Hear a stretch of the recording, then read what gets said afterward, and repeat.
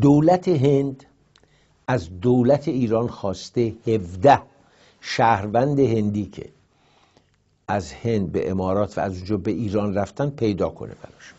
این 17 شهروند ظاهراً به داعش پیوستن، به عراق و سوریه رفتن، اما از ایران.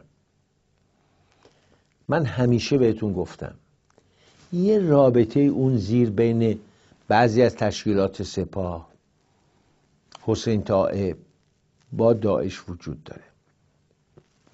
رعایت حال همدیگر رو میکنه، همونطور که با القاعده بود. بعد آقای روحانی گله میکنه از جهان، از امریکا.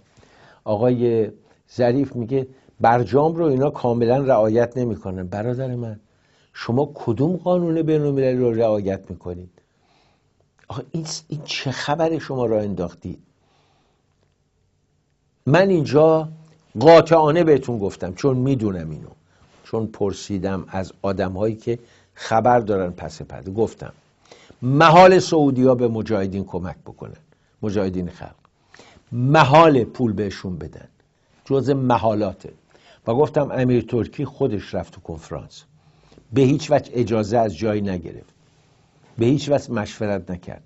سیاست اونا اینه که مداخله در امور دیگران نکنن، چون خودشون نمیخوان کسی در امورشون دخالت کنه.